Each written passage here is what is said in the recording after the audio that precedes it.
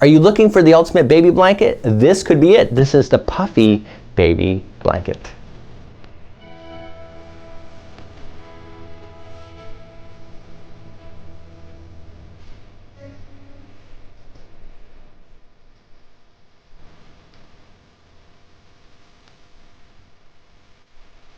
So today's project is the Puffy baby blanket. This project does not take a lot of time because we're going to be using the Bernat baby blanket yarn. With the extra large hook, these Afghans are creating an exceptionally thick but really soft Afghan for a baby. This is a puff stitch just like so. I decided to make 2 lines identical in each color, so you see 2, 2, 2, and then I just chased the outside around with single crochet in order to really frame this.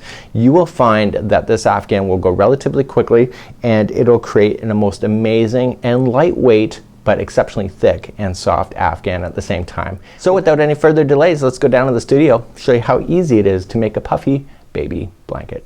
In today's Afghan, we're going to be discovering the Puffy baby Afghan, and this is made up of puff stitches that are done and they are just lined up on top of each other as you're going all the way through. Now I changed my color every other one in the beginning, and then I went to solid 2 rows in a row. It's a personal choice, and then what I just did at the very end is that I just kind of aligned the single crochet to just kind of go into the sides of it and just kind of eyed it up, and then just continually used all of the colors that were here to really finalize it.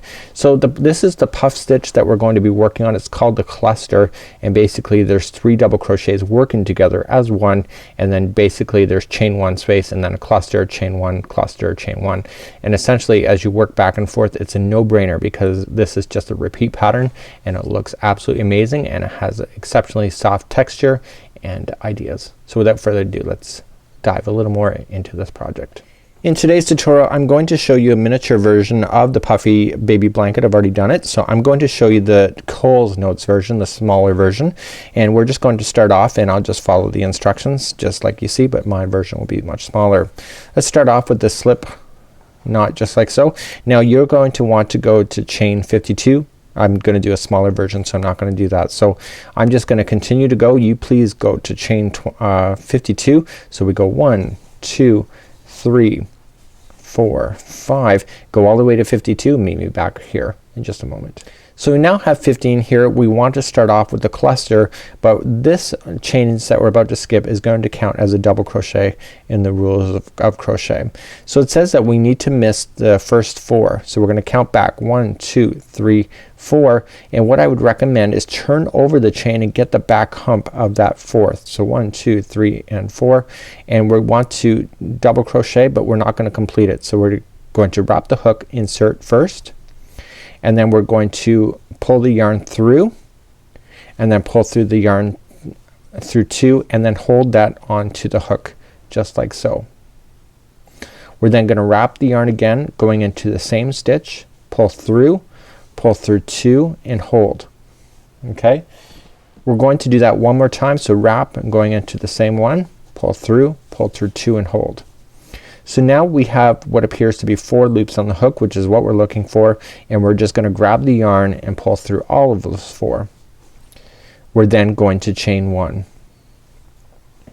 So we're going to come back down to the chain and we're going to just skip 1 chain and repeat doing a cluster. So we skip the next chain, going over to the second one over, and we do a cluster. So we just wrap going into the back hump of that chain and just wrap and pull through 2, and we keep doing that all the way across.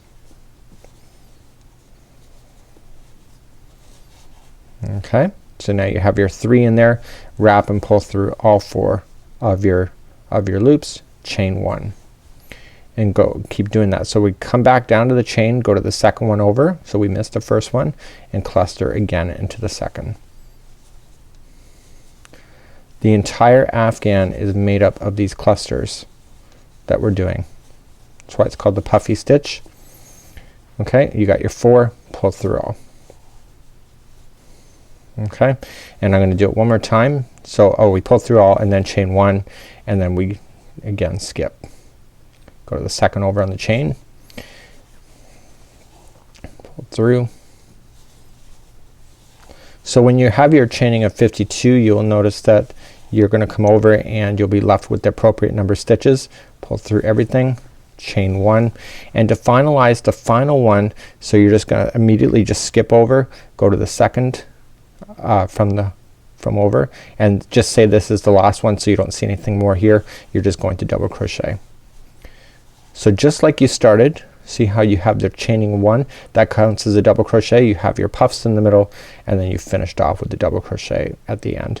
So that would be round number 1, or row number 1.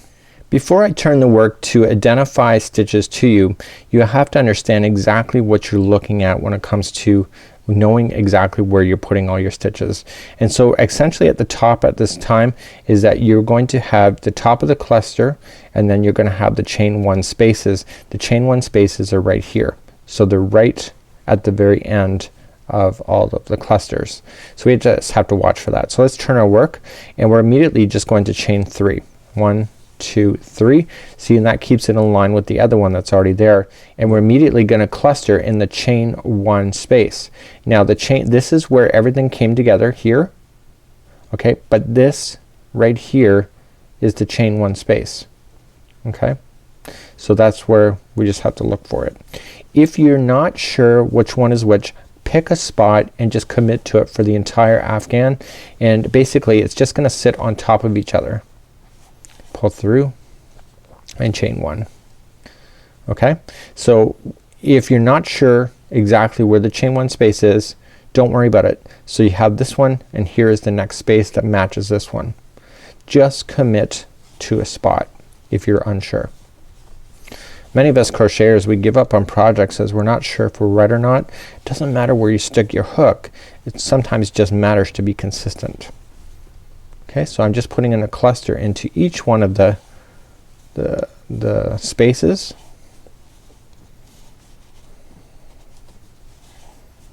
Okay, you got your 3, pull through, chain 1, and we have our last one here. So it's the last cluster, but we need to make sure we maintain each one of the lines. Okay, so we have our 3 on there, chain 1, and then we just double crochet into the top of the beginning chain that we started with. So if I was to change my yarn color, this is where I would do it, and I'm gonna just backtrack 1. So I'm just gonna backtrack it, not pull it through everything, and I'm gonna show you how to change color next. So this is how you would change color. You just simply create a slip knot first. You have your 2 on there before you finished it, and then just put the new color on and pull through. So now what I want to do is that I want to take the straggler from the green and also from the peachy color, and I want to turn it in behind, and I want to trap it. So I'm just gonna put it on top of the line just like so. I now want to chain 3. So 1, 2, 3, and we're going to simply just cluster again, and I've already established that this is where my cluster spaces are. They're the more open spaces, if that helps you as well. And we're just gonna cluster, and this time we're gonna trap this new yarn here so it's underneath. See, it's going over top of everything. This is really big yarn to be able to kind of sew in, so you want to trap it in to the best of your ability the first time, and then pull through and chain 1 and let the stragglers go, because you can safely trim those now and just continue along doing your clusters across.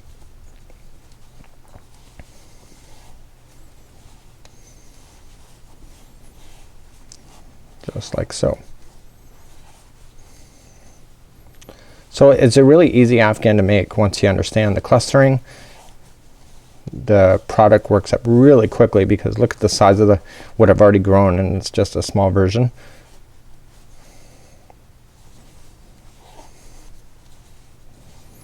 Now in my particular pattern, I'm using a smaller hook than what's prescribed in the pattern.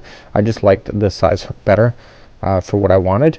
And again, you can use this any kind of design with any other size yarn and crochet hook, as long as the yarn and crochet hook complement each other. At the very end of this, all I just did is I did a single crochet around and just matched the stitches. I just evened up and just kind of lined up the stitches going all the way around, and that's how I completed the puffy baby blanket. So until next time, I'm Mikey on behalf of Yarn Inspirations and thecrochetcrowd.com.